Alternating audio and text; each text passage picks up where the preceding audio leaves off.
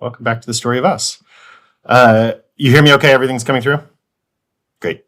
Let me hit speaking of hearing people okay, I'm hitting the mute all button so we don't get background noise. As always, unmute yourself and interrupt. We like interruptions here. Not that this is a not rowdy group anyhow, but so we are going to be doing something a little different. We are going to be looking at the Quran today. So we have a number of texts from the Quran we'll be looking at, and actually we're going to look at them right next to Midrash. So that's my giveaway for what we are going to be exploring as we move through this. That's what that text sheet you have in front of you is. But broadly, what I'm hoping we can accomplish today is to talk through the rise of Islam. And I also want us to think of the rise of Islam. We can have two different names for it. And I wonder which of these is more Islamophobic, orientalized. I think you can find it in all of this. So I just want to hold that out there also. You can think of it as the rise of Islam, or you can think of it as the Arab conquest and expansion. I actually think the second frame, the Arab conquest and expansion, is more in keeping with how we have understood all of the other empires that have arisen. So let's just do this with a map, actually, for a moment. I think that'll do it on its own. Let's see, did that? Yeah, there we go. Okay. It takes, thank you to whoever hit that button to make it go full screen. So this is the Arab conquest a few generations, about 100 years after Muhammad. So Muhammad is in the 620s, and what we're seeing here is the Arab conquest by the time we get into the 750s or so. Real fast. But just looking at this after we've done a semester's worth of learning on the Story of Us, I think some things should stand out to us. We can see that huge chunks of what we used to think of as the Roman Empire. Remember, we framed the Roman Empire and the Roman era as the Mediterranean Empire, going all. Do you see those on Zoom? Do you see my mouse moving? Right, that was the Roman Empire, going all around the Mediterranean. So we can see huge chunks of what had been the Roman Empire, had been the Byzantine Empire as well, which is one of the successors of the Roman Empire, that become a part of the Arabian Empire, conquest, Islam, again, whatever language we're going to use here, as well as we see the Neo-Persian Empire having sort of given way. That's this area over here that we've been talking about Jews of the Talmud existing in. This is the Neo-Persian Empire. And then, of course, what stands out the most is who is in charge of all of this. It's peoples from the Arabian Peninsula. So one of the themes that we have had again and again in the Story of Us is that so often the empires don't change. Just who's in charge of that empire is what is really changing in the background. Right? In particular, we saw it with Assyria and Babylon and Persia, where really, in some ways, the boundaries east and west are changing a little bit. But really, the most important thing is who is in charge of that empire that is changing. And so here what we see is the constitution of the southern part of the Roman Empire, meaning North Africa, into the Iberian Peninsula, into Spain and Portugal, what we now call Spain and Portugal, along with the Neo-Persian Empire, the Eastern Empire, into one political unit. So one of the comments that we got immediately when I showed that map, I think it was someone in this room, about how fast it was that this empire spreads. And there's a lot of debating among scholars as to why it is that this empire was able to spread so fast and what exactly that is about. And there's actually just not a lot of good source information that's been kept that we have access to, which is part of the problem. So here are a few of the pieces that just sort of go into it. There's a constant set of wars between the Romans, the Roman Empire, the Byzantine Empire that has replaced the Roman Empire, the Byzantine Empire meaning the Christian empire. That's what we've got over here. And then, of course, in the east, we've got the Neo-Persian Empire. The Neo-Persian Empire's main religion was Zoroastrianism. And in fact, that's really what united the Neo-Persian Empire. It was a Zoroastrian nationalist empire, right? We've got Christian nationalists in the United States. We've got religious Zionists in Israel. This is, again, that same sort of model, Zoroastrian nationalism. And there is something about that combined, as we all are all too familiar with, that combined religious, ethnic, tribal, national, political identity as it all coalesces into one that's incredibly powerful. Miriam, I see a note about using large cavalry formations. I will tell you, as a part of my research for this, I came across a whole bunch of detailed information about that I very quickly skipped over. So I can't answer your question, but there's a lot of information out there on this, if you're interested. I totally lost my train of thought there. Sorry. Backing up, Neo-Persian Empire. Where were we? What caused the Neo-Persian Empire, we should understand, is the rise of religious nationalism as a powerful political force. Not rise, but an example of it during this moment. And it's really what united that empire. Similarly, we have the Byzantine Empire, which is a Christian nationalist empire.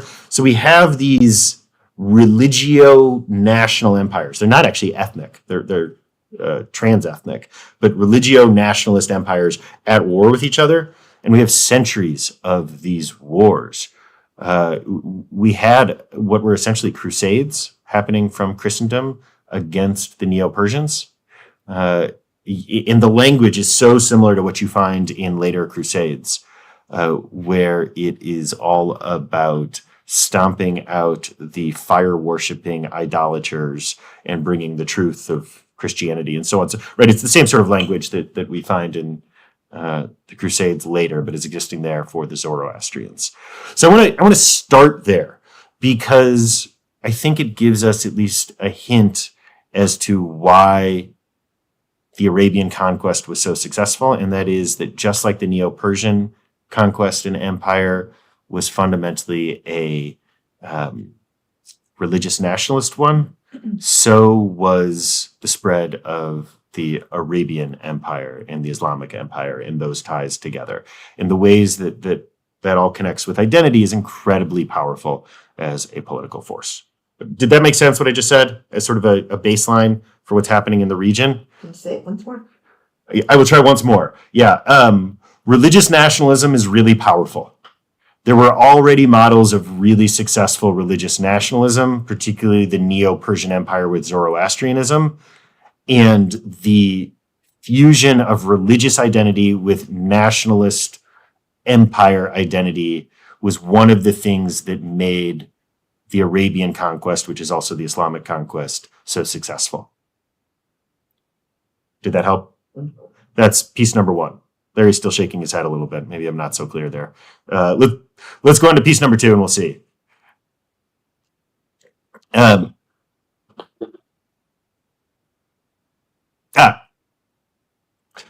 So piece number two as background for what allowed the Arabian conquest to spread, the Islamic conquest to spread so quickly, is that the Byzantine Empire and the Byzantine Empire and the Neo-Persian Empire had been going to war for centuries and had used up resources. They were both decimated from the constant wars between them, which meant that this startup group from the Arabian Peninsula, which had been in some ways sort of a backwater outside of the very southern tip that we would now call Yemen, it really allowed this startup group to come and pretty quickly swallow up huge chunks of politically exhausted territory. Make sense? Mm-hmm. So that's the best I have for how is it possible that this rose so quick. Yeah. What was the nature of the conquest? Did they take out the leadership and then convert the existing people there? Yeah, that's exactly what we're seeing. We're seeing conquest and conversion, different types and different levels of forced conversion. And again, it is so hard to get real answers on what was happening here because there is a whole area of history around this that is basically just Islamic apologetics. And there's a whole area of history that is basically just like Christian Islamophobia from the Middle Ages. And so we can't, it's hard to see what was real and what was not as a part of this. But I think it's safe to say that this is a spread of empire, like any spread of empires, which happens via war, like any empire is spread, and with forced conversion being a part of the process. Now, that gets us, it's a great intro to the relationship to Jews.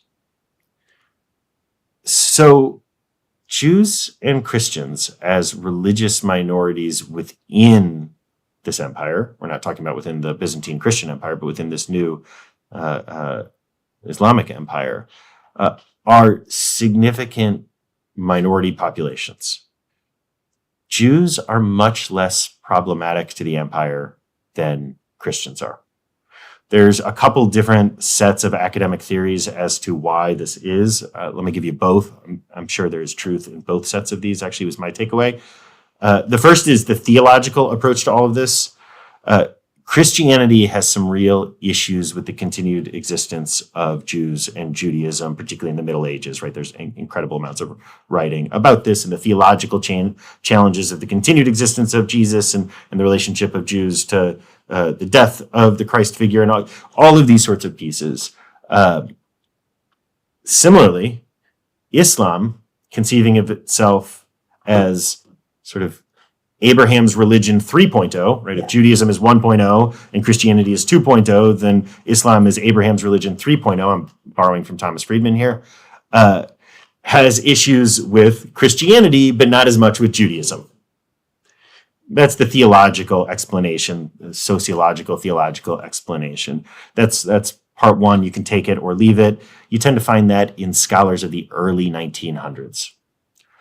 Much more today, the explanation for why were Jews much more acceptable in this new Islamic society than Christians, who also were accepted by and large at various times, is political. The great rival politically for this new Islamic empire, this new Arab empire, is Christendom. And the various, whether it's the Byzantine Empire or when it starts being called Christendom, or right, and of course this eventually is the Crusades. And so Christians were the great political rival and enemy, and Jews were simply not. Jews existed as a minority, stateless people within both of these empires. So I tend to fall on the political side of this. I actually think, as a general rule, theology follows politics and not the other way around. But okay, thoughts or questions on that framing and that setup here? Yeah, David.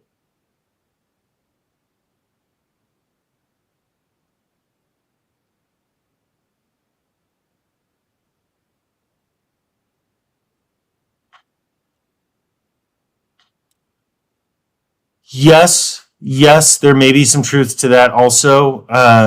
The other thing, though, that I would say is strongly negative Jewish attitudes towards what we would now call evangelism sociologically are often a result of anti-Semitism. Let me just say it differently in a way that maybe people will understand rather than all of those words. In the Middle Ages, Jews could be put to death within Christian lands for enabling conversion to Judaism, and people who converted to Judaism could often be put to death for converting to Judaism. It doesn't take a lot of, brain surgeon level genius to see the connection between that and traditions that say you have to push a potential convert away 3 times. So there's this back and forth there. So what I would say is, David, that yes, and it's more complicated, and we weren't always so anti-evangelical as we are today, even as there has not been much evidence ever of sort of a zeal for converting people within Judaism. Great question. Other questions, other thoughts? Larry?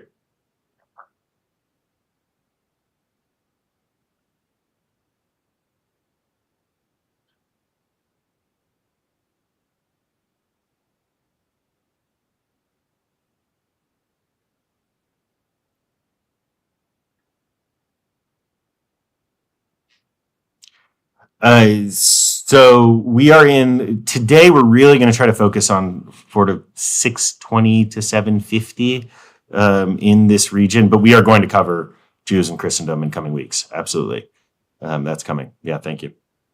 Any other questions before we keep going?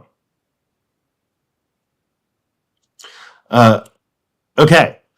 So Islam, now we're talking Islam rather than the Arab conquest. Islam as a tradition, as a faith, is arising out of a context where Jewish stories have spread broadly. There is, even amongst people in these regions who are not a part of the Jewish mythological universe, right? They talk about, the Marvel Cinematic Universe. Let's think about, for a moment, the Jewish mythological universe. Let me frame that so that it makes sense. People who are in the Indian subcontinent and are in a Hindu or Buddhist context do not exist in the Jewish mythological framework. Their world and their stories are not at all the stories of Abraham and Sarah and all these other, even Jesus, right? All these other Jews within this framework. Messianism as it's understood and God as it's understood in this, right? It is its own cohesive worldview. Does that make sense? Mm-hmm. The Jewish mythological worldview. So when we go back to the Middle East, when we go back to the cultures that gave us Islam, what we see in the 620s and the 600s and the 500s is the Jewish mythological worldview is spreading so that even people who don't believe it are familiar with it. Maybe not quite to the same extent, but like you can grow up in the United States totally not a part of any Christian community or Christian church or Jewish anything, or right outside of any religious background at all. You were raised entirely secular. And the Jewish mythological worldview is inescapable. Jews, Christians, Jesus, Islam, all of these things I'm including within the Jewish mythological worldview. You have some knowledge of Abraham and Sarah, of Moses, of Adam and Eve, of, right? Like those are a part of your universe. So this Middle Eastern area is having this Jewish worldview spread through Jews who are all over, through Christians, which is an increasingly powerful political force and minority within these communities, and through the projects of the rabbis. So for the last few weeks, we've been talking about how these rabbinic academies were writing Talmud and writing Midrash. So what I'd like us to do, what we're going to jump into now, is we are going to look at Quran and we are going to look at Midrash right next to each other. Because I'm going to give it away before we even look at it, but one of the really amazing things is that when you look at the Quran's version of the Hebrew Bible, the Christianity takes the Jewish Bible and tacks on these other texts, which Jews say are not part of our Bible. Islam takes the stories of the Hebrew Bible and the Christian Bible and writes their own version of it, which is the majority of the Quran. The majority of the Quran covers the content that we would consider the broad Christian Bible, but it's not the texts of the Christian Bible. It's its own written version. Does that make sense what I just said? So here's the giveaway to what we're going to look at with all these midrashim, is that the version of the Hebrew Bible that shows up in the Quran is often less like the Hebrew Bible and more like the Midrash. Because these are folks who are living amongst the cultures of the rabbinic academies and are influenced by those stories, not just the formal text of the Hebrew Bible. Make sense? Any questions on that before I pull up the text sheet so we read it? Okay. I saw someone dropped it in there as well. Where's my... Okay. And Samantha, if you don't mind, will you spotlight me again like you did last time? Thank you. That way people in this room get it big also. Okay. Breshit Rabbah, the large collection of midrash on Genesis. Breshit means Genesis, it's the Hebrew for that, and Rabbah means big. And this literally is called that because it is the big one, as opposed to the small collections of midrash. Okay, is there someone who would read this pretty quickly for us?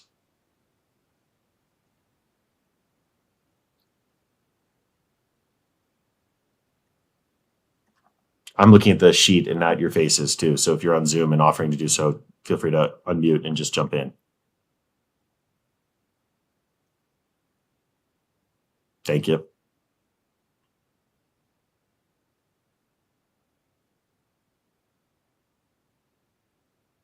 Okay, so this is the line from the Torah that this midrash is going to jump off of.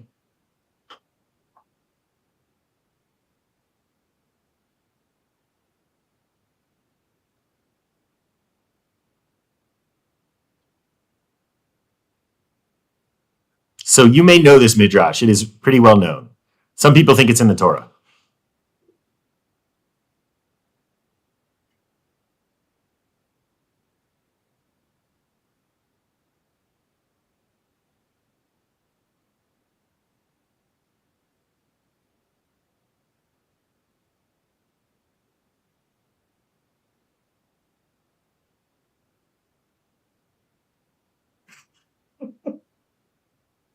Not such a good salesman. Didn't like his product.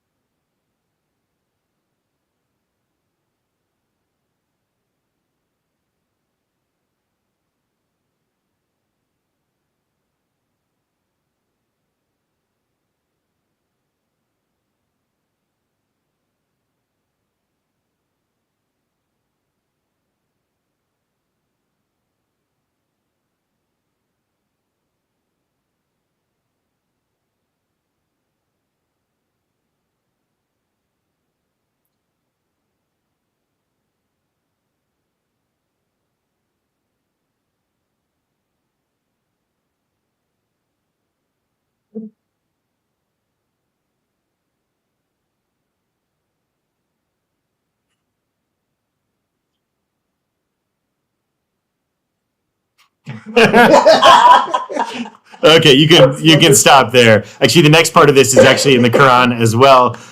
First, let's pause. Isn't that just a fantastic joke, by the way? Like, this is so well written. It's so well done. I love this. So I just want to pause with that. Okay, let's go ahead and jump to the Quran. Right? Yeah. Yeah. Larry, will you take this one too, and we'll get someone else for the next set? So again, now we are in the Quran. We are out of the Midrash.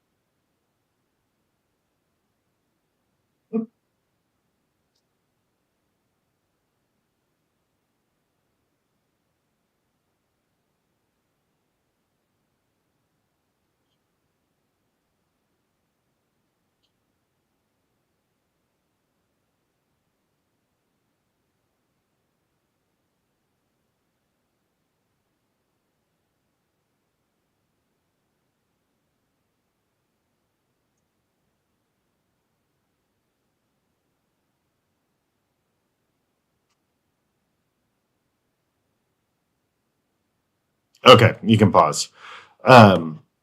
So, right, clearly some differences in these texts. They are not identical stories, but they're clearly the same tradition. Right? We can see this idea that Abraham's dad was not just an idolater, but an idol maker, and that Abraham has ultimately this joke. I don't mean to be judgy. I thought the midrashic version was much funnier personally, but okay. Any thoughts on this? Any responses? Any surprise? We'll keep going. We have a few more examples here, but Somebody had said they wanted to add something. oh, is there someone? Sorry, let me open up the chat and look. Might I add something as discussed as food for thought on which I would like to hear? Robert, please.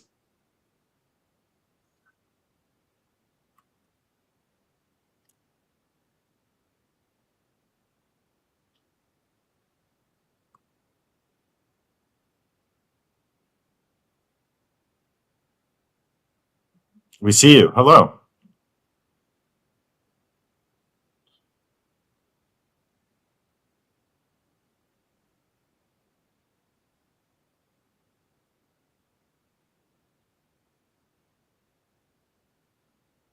We're getting there. We're going there today. Don't give it away.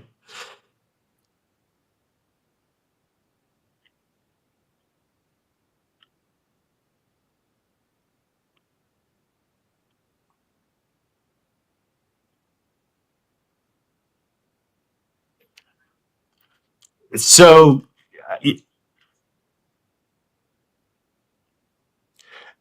hold on to these questions. We're going there. And Geiger's general historical view has been relatively fallen out of favor. I'll give you the sort of giveaway there. But hold on to these questions. If we don't get there by the end of the session, bring it back up. Thank you. Okay, let's do a couple more of these, shall we? Okay, someone else want to read for us? This is from the Talmud, not Midrash, but same idea. Okay, that's from Exodus. Yep.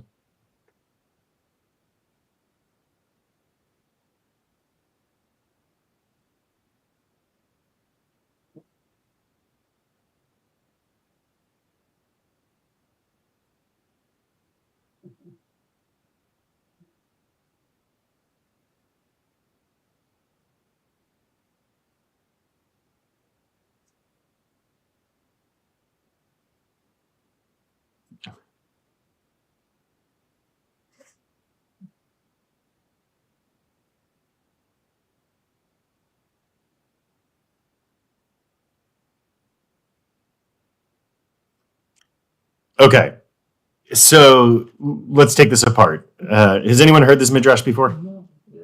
Some of us, yes, no. So if you look at the line in Shemot in Exodus, and they stood at the bottom of the mountain, the word in Hebrew is ambiguous and could mean across from the mountain, but it could also mean under the mountain. So that's what the play in the Midrash is here, is they're looking at this word and they're saying, maybe it was under the mountain. And they're imagining that at the moment of revelation, when the Torah is given, that God picks up the mountain, holds it above them and says, well, would you like the Torah? If not, I'll drop the mountain.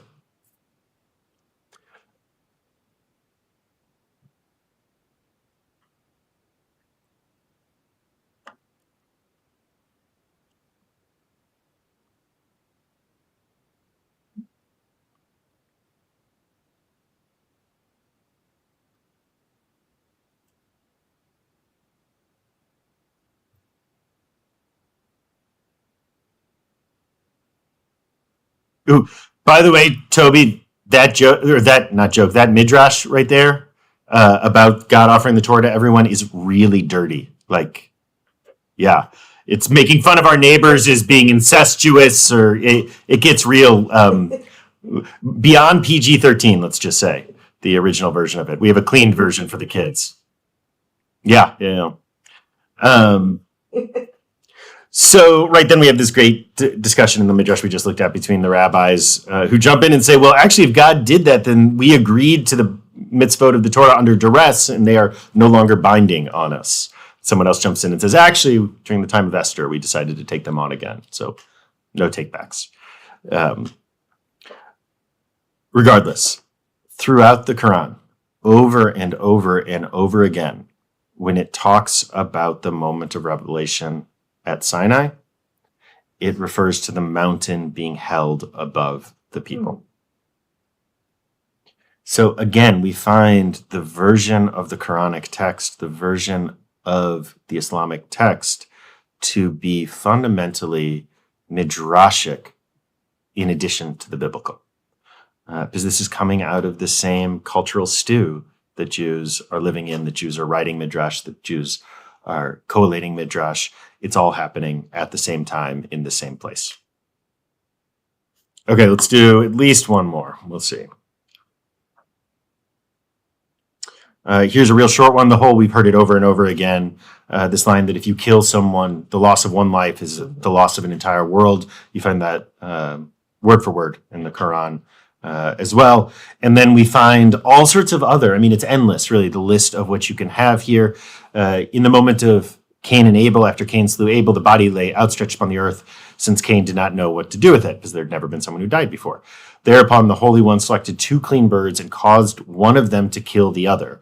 The surviving bird dug the earth with its talons and buried its victim.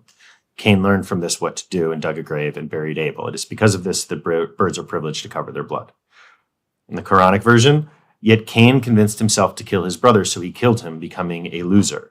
Then Allah sent a crow. I actually looked up 3 different translations of the Quran because I thought that was such a funny phrase, and that's what it had in all of them. Then Allah sent a crow digging a grave in the ground for a dead crow in order to show him how to bury the corpse of his brother. He cried, "Alas, here I have failed," so on and so forth. So, right, we have all of these examples, and really we could go on and on. But the big idea for our takeaway here is that the Quran is coming out of a midrashic cultural stew, not a biblical cultural stew, and that we see that. Yeah. I'm assuming that the early Islam, they're speaking Aramaic and reading Aramaic Talmud or Midrash. I think it's Arabic by this point, which is the Arab dialect, right, coming from the Arabian Peninsula, I think. But I'll get a better answer for you next week. And then my next question would be whether or not there were Torah scrolls in their language. Oh, I know nothing about Arabic language Torah scrolls. Or if it's Aramaic. We do find all sorts of Aramaic texts. If you sort of jump way backwards in time, you'll remember we talk about the Targums, the Aramaic translations Right. of the Torah's text. Really is the first layer of commentary that we have. Or even if they're speaking Arabic, perhaps their scholars are reading. Yeah. I don't know the answer. I'll do some digging here. Good question. Any other questions before we keep going? Toby.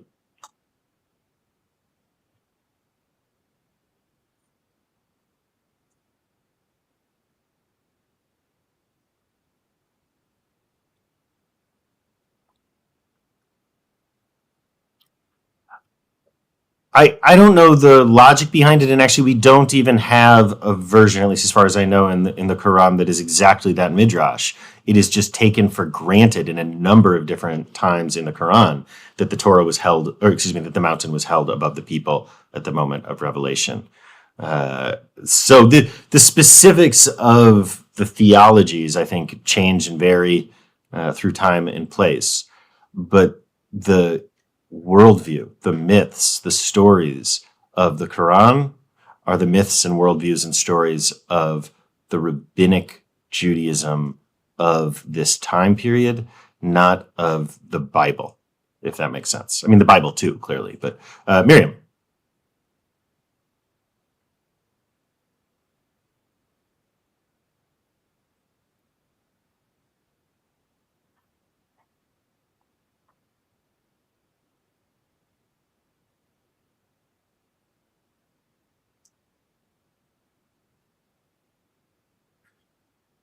So there's a real dearth of scholarship around what we would call critical Quranic studies. In the same way that there's critical biblical studies, meaning the historical critical analysis of how the Bible was written. I think the first however many months of this story of us when we were talking about who wrote the Bible, that's critical scholarship of the Bible. There's a couple reasons for this, both of which are pretty political. For why there's this dearth of scholarship around that, both because of the threats and reality of violence that have befallen scholars who engage in work that is seen to undermine the legitimacy of the Quran, and similarly the desire by scholars not to engage in things that would feed Islamophobia and violence against Muslims in a world where we've seen massive spikes of Islamophobia. And all of this has meant that there's really just not a lot of developed scholarship here. It's starting to change, but really only starting to change. Weren't there restrictions on even translating the Quran until about 70 years ago? Yeah, so also there's been all sorts of restrictions and politics, and the layers of it are really about our current moment more than anything else. But unfortunately, it means we just don't have the ability. Certainly, I don't have the ability to answer that question, Miriam. There, I'm sure, are scholars who have some thoughts on it beyond this. So But because before, when Islam rose out of this Jewish mythology, what was their relationship prior to its rise? I mean, where in all of these kingdoms did these people fall? I'm not sure I'm following the question. Islam comes out of the Arabian context, which Right. is, or the Arabian conquest, which is folks from the Arabian Peninsula, Muhammad and his followers. And Muhammad has this moment of revelation. The prophet Gabriel, and he has this whole story of revelation. And that is connected also then with this destiny that he has. I don't know if that answered your question, but Larry.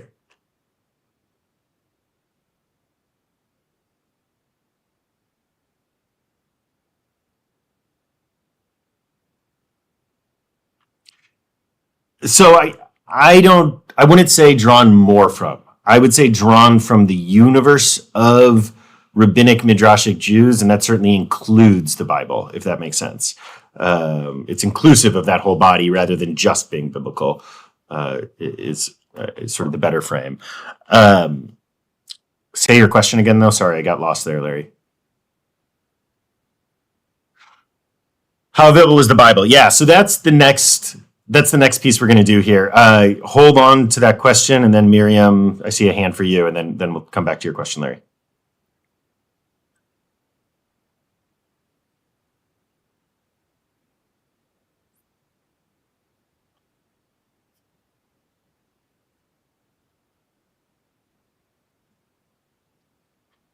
Exactly. This was the cultural stew that it's being cooked in. There wouldn't be a correlation between madrasa and midrash. Yeah, I think midrasa and midrash actually come from the same Story. root. Yes, story place. Yeah. Right, and of course, what do we call a Jewish study hall? Midrash. A Beit Midrash, and then you can really hear madrasa in that, right? It's the same word. Okay, so let's go back to the question of how available the Bible would have been, the Hebrew Bible at least, during this time period. And the real question is, how much was there such a thing as a Bible versus multiple Bibles?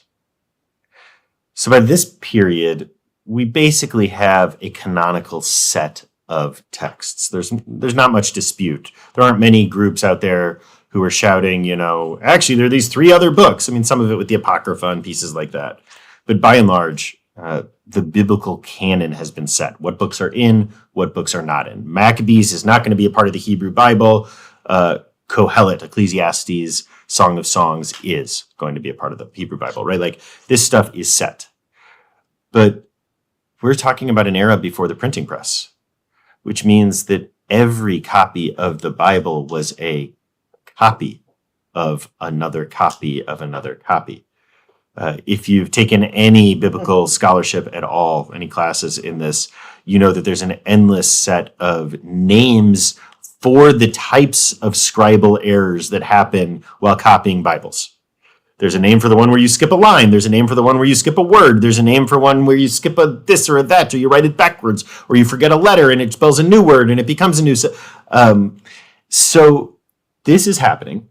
And at the same time, right, we just saw it in this midrash. Think about the midrash about holding the mountain over the Jewish people. That whole story hinges on how do you translate this one word. neged, right? I think it's neged, might be tachat there. I'm forgetting what the word is in the Tanakh. But regardless, how do you translate that one word? The specifics of the grammar become what Midrash is a jump off of. But if the specifics of the grammar matter, then the 3 or 4 different copies of the Bible that you may have that have different grammars in different places is an issue. So we're talking about Hebrew here. We were talking about the Hebrew Bible with this. But yeah, certainly you have similar things. In later scholarship really uses the Septuagint and the Vulgate and all of these other, the Targums, the various translations.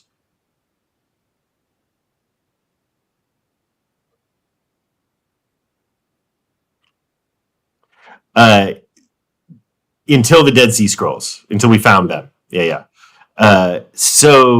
And that's known, in fact, as the Masoretic text. And that's the group we're going to talk about, the Masoretes.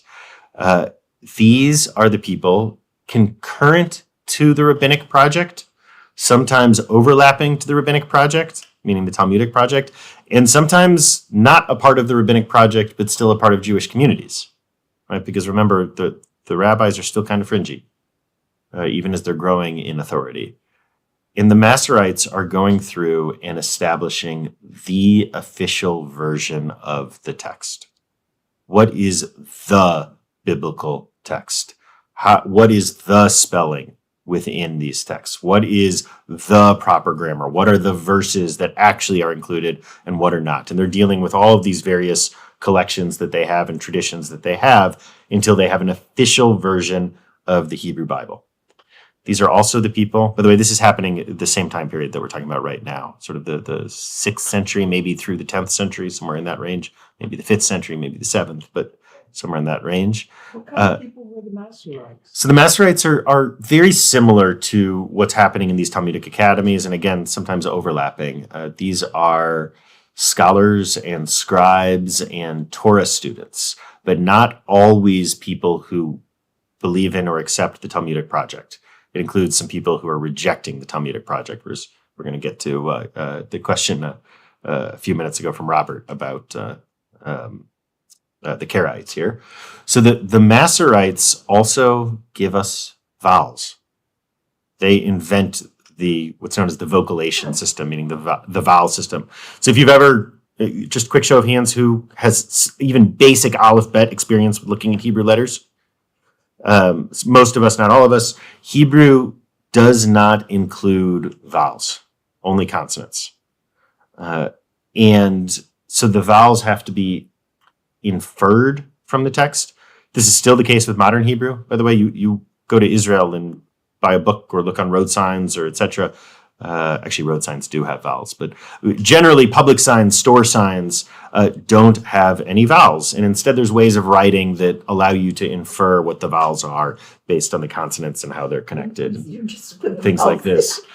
You don't need the vowels. You really don't in modern Hebrew. You're able to read without them. And so it's the Masoretes. What'd you say, Miriam? Yeah. You can't read Hebrew if you don't understand Hebrew without the vowels. Okay. But if you understand Hebrew, it's generally pretty easy to do so. Great distinction. Thank you.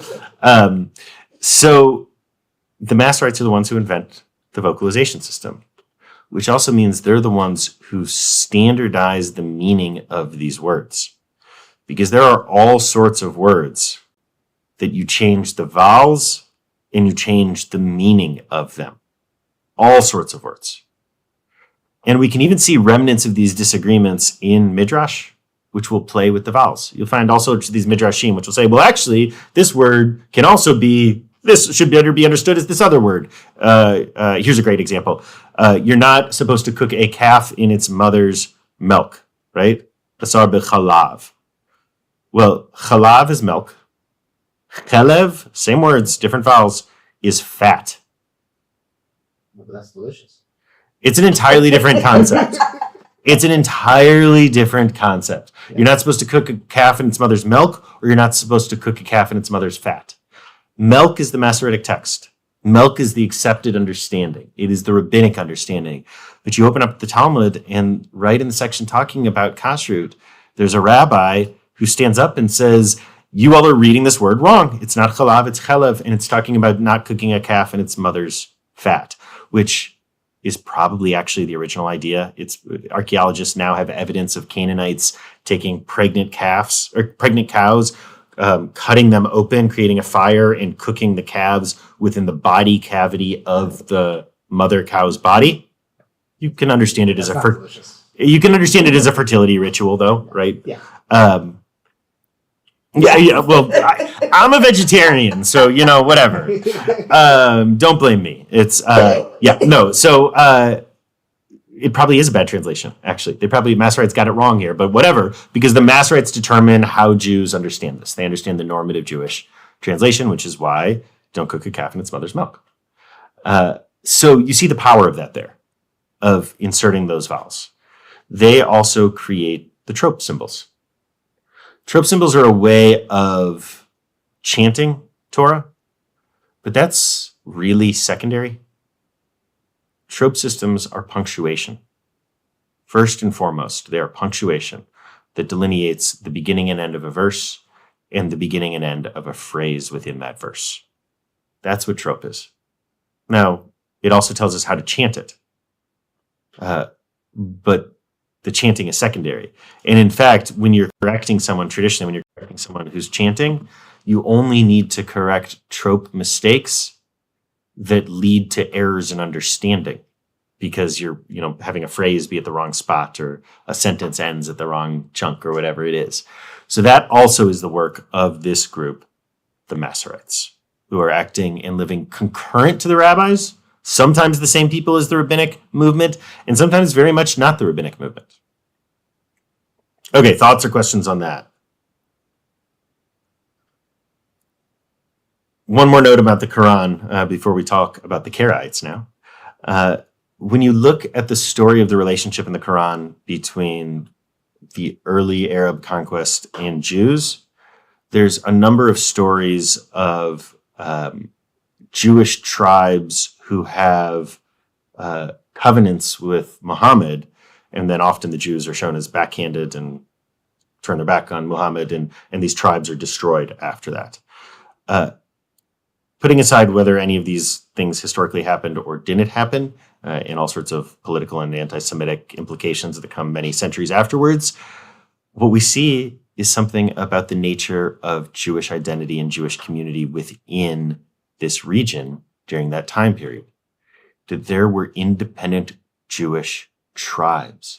The Jews, where they were living, were often out in the countryside in tribal communities rather than in mixed urban communities. The rise of Islam, the Arab conquest, leads to a new taxation system because, right, what do they say? The guaranteed things in life of death and taxation. And so there's this new taxation system that is particularly onerous to people who live in the countryside. And so we see an influx of Jews from the countrysides into the major cities. In particular, the Talmudic academies and their students and their populations relocate to Baghdad. And Baghdad becomes the center of Jewish life in a very meaningful way by the sort of 700s, 800s, into the 900s. Okay. They bring in 400 chairs. Lots of chairs to the academy. Yeah, exactly. Okay, any questions there before we talk Karaites? Okay, Robert's got his screen on. He's ready for Karaites. He's been waiting. So, right, well, one of the themes we have come back to again and again, Robert, I'm just going to mute you just to get rid of the background noise. But when you have thoughts, don't go ahead and unmute. So one of the themes we've come back to again and again is that Jewish history, as we are told it in the Jewish world and often in the Christian world, is the result of later rabbinic imaginations of their past glories, which never existed.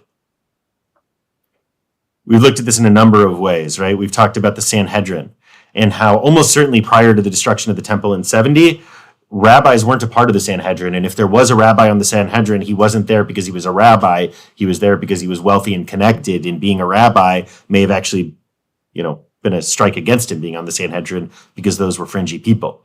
And after the destruction of the temple, the Sanhedrin is probably pretty meaningless, politically at least. So even though there's this enormous rabbinic imagination of the power that they had in the past, it's the exact opposite that we are talking about. And so what we're seeing during this period is the slow death of the belief that the previous type of Jewish identity, both sovereign people based around a particular place, Judea, and an approach to religiosity involving the temple in Jerusalem, that as people stop believing that that can ever come back, that's the groundwork that allows the rabbinic project to take root. After Islam rises, after the Arabian conquest, because it is a caliphate, because it is a religious theocracy, they are looking for their equivalents for the Jewish community. And it's the rabbis who are their closest equivalent. Political Islam elevates the rabbinic movement by giving it political power as a connection to the state, the new state, the Arab state, the Muslim state. Let me say that again.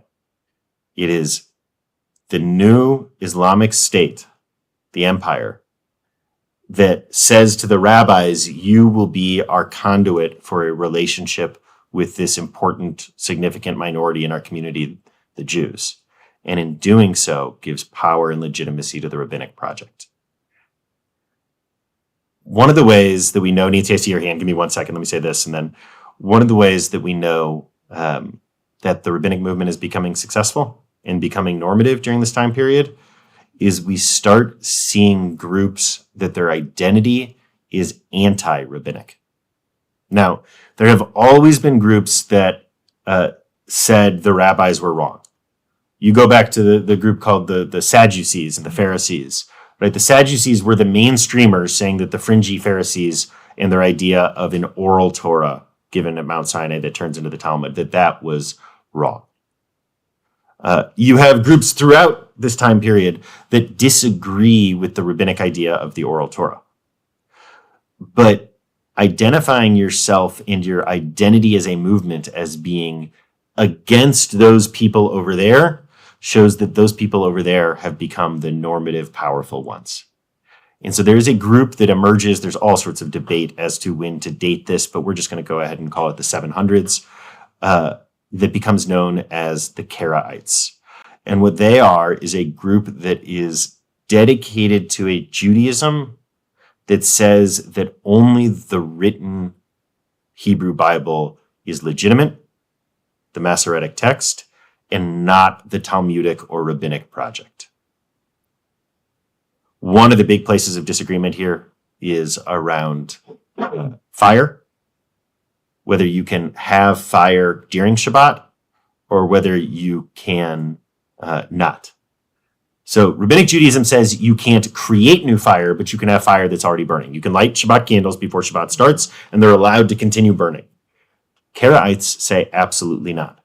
You can't have any fire burning during Shabbat. So I don't know if you've ever noticed, when we say the blessing over candles, Baruch atah Adonai Eloheinu melech haolam, asher kitshanu b'mitzvotav v'tzivanu. Anytime you have that asher kitshanu b'mitzvotav, mitzvah, v'tzivanu command, same as mitzvah, it means that we're dealing with something that is a mitzvah. It's not just a blessing, it's actually fulfilling a mitzvah. Well, where in the Torah exactly does it say that it's a mitzvah to light Shabbat candles? It doesn't. But it's a rabbinic mitzvah to not look like the Karaites. Asher kitshanu b'mitzvotav v'tzivanu lahadlik ner shel Shabbat. Thank God I am not a Karaite. I'm going to put my candles where someone can see them burning so you don't think I am one of those. The Karaitic movement, this anti-Talmudic movement, by the way, just side note that early Reform Judaism is sometimes decried by traditionalists as being Karaites, neo-Karaites. But the Karaite movement, anti-rabbinic movement, was probably something like 10% of the Jewish world, even perhaps by the time Maimonides is living a few hundred years after this, 400 years after this. 10% of the Jewish world are Karaites.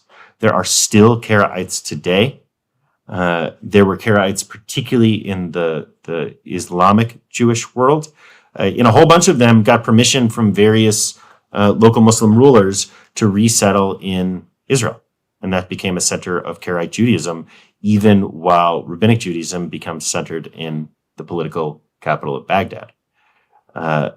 So there's still Karaites today. They're mostly in Jerusalem and San Francisco because, of course.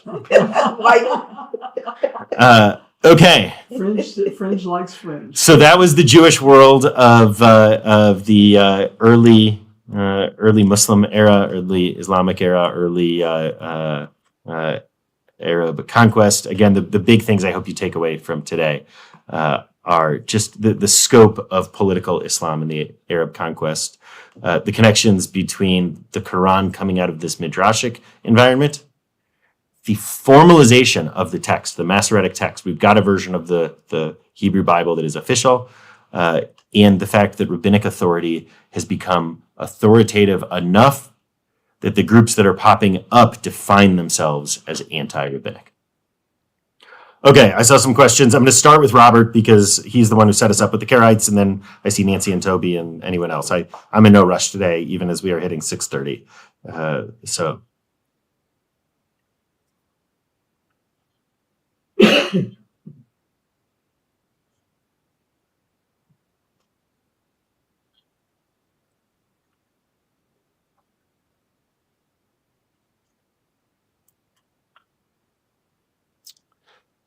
Yeah, I think he overplays it, and most contemporary scholarship thinks he overplays it. Abraham Geiger's problem is that he takes the Talmud's version of history too seriously. And he imagines that the ancient rabbis and ancient Pharisees had way more power than they actually did. And so what he is seeing is a through line of this debate between Sadducees who reject the oral Torah and Pharisees who accept the oral Torah. Now, were there some people who still felt connected to the Sadducees by the time we get to this era? Probably. Would they have felt a strong appeal from the Karaites? Probably. Are they the same movement evolved? I don't think so. And that just has to do with the scholarship that was available to Geiger at his time.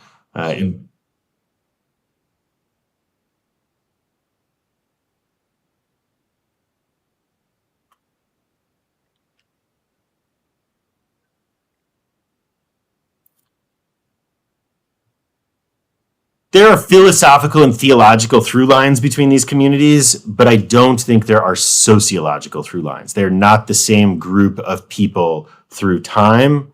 They are views that morph into various realities in different political moments.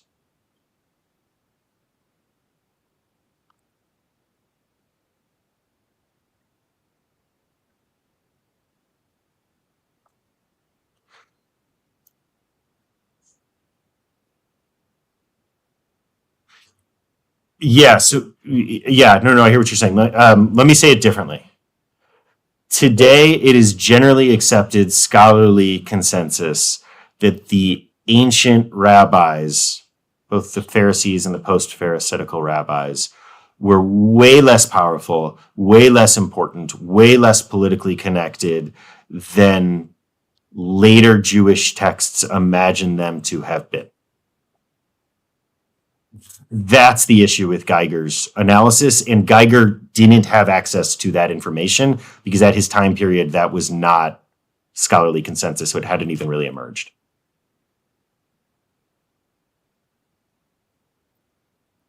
Send me a message offline, and I'm happy to connect you with some things. Yeah.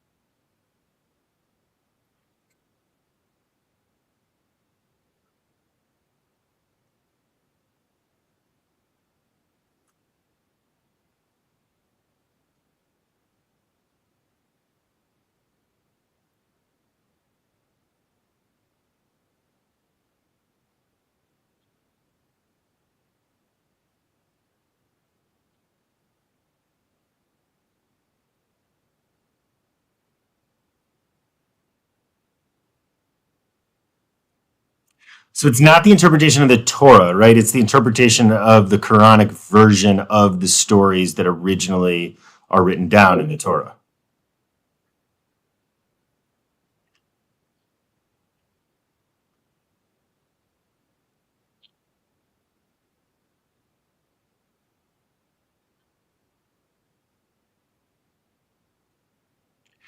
I think I think to answer this question, you're gonna have to go to an Islamic scholar. What I can tell you is that there's lots of crossover sociologically here around the hadiths, the oral tradition, and the ways that that has some resemblance to Mishnah. Um,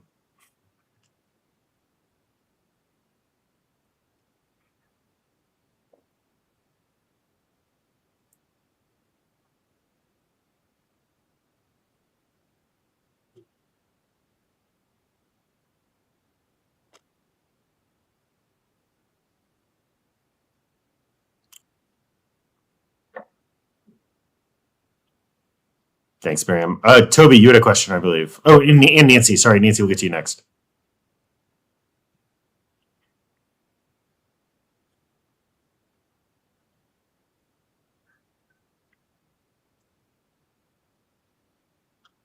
Mhm.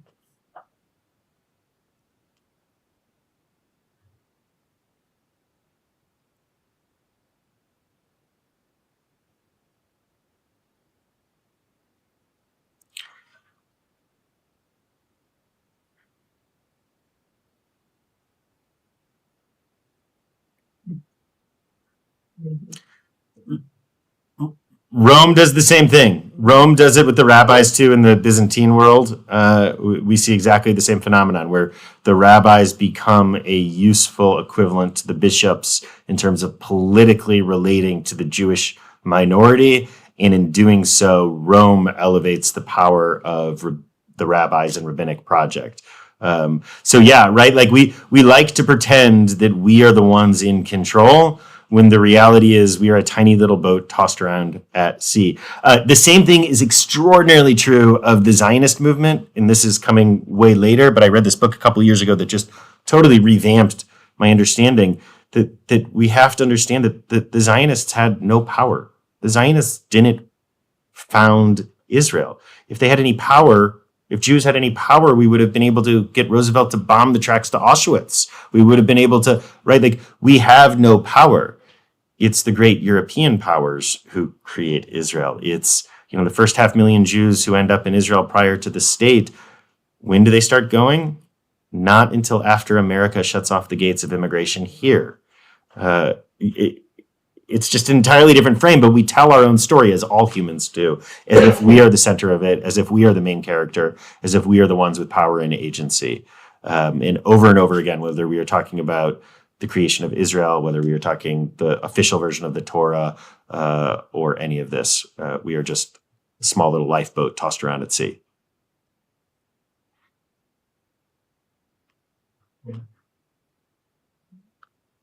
Yep.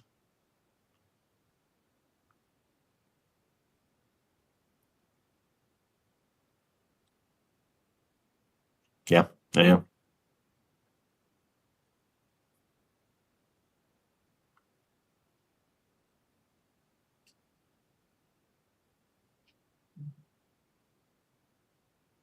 Thanks, Toby. Nancy, close us out.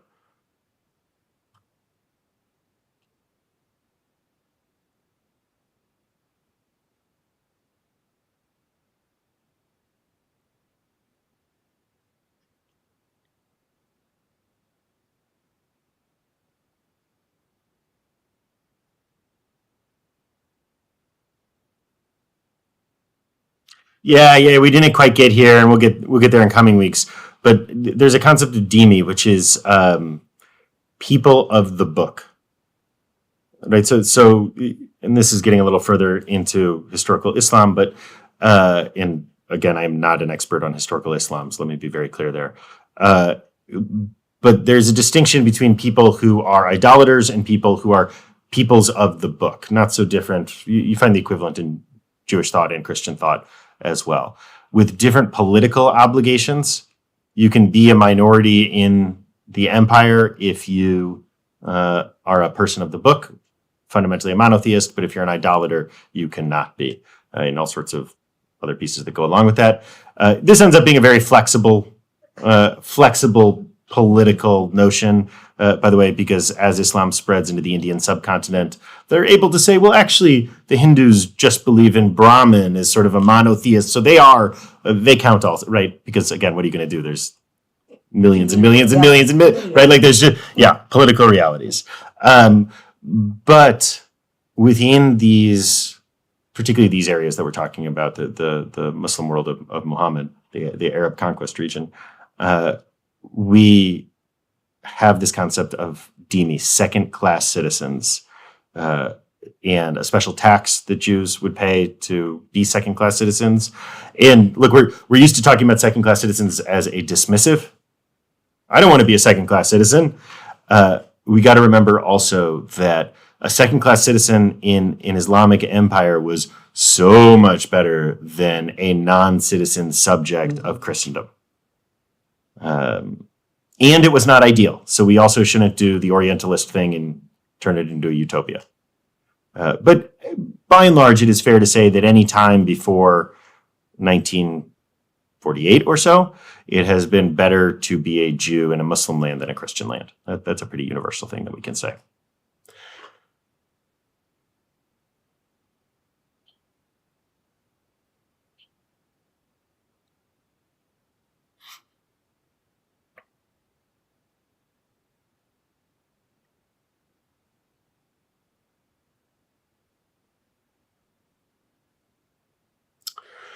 The elevation of the rabbis seems to be political more than religious. You've got an important minority community. You need to have a way of politically relating to them and dealing with them and communicating with them. And so you need a leadership structure. And when you are a theocratic, religious, political ruling group, whether the Islamic Empire or the Christian Empire, and you're used to having religious leaders as your political liaisons in the way that a bishop would be, then rabbis become a pretty obvious choice. I'd say that's sort of the origin. Spokesperson, yeah. At the time, rabbis weren't spiritual counselors, right? They were lawmakers. Yeah, they're lawmakers. Exactly. I don't know if you heard that. Rabbis weren't spiritual counselors. You didn't go to your rabbi when you were struggling with personal issues or whether or not to get a divorce or marriage counseling, or right. You went to your rabbi to find out how to deal with kashrut, or someone in the neighborhood stole my this and I want to try them on it, or I want to get a divorce. Will you write me the document of divorce? That was rabbinic work. And still, to a large degree, is rabbinic work in the Orthodox world. In fact, I was just talking to the president of Beis Abe, and one of the questions they have for the rabbinic candidates they were looking at was, on your day off, are you willing to take emergency calls with people who are having kashrut emergencies? It's a real thing, It is. right? Okay. Until next week, everyone. I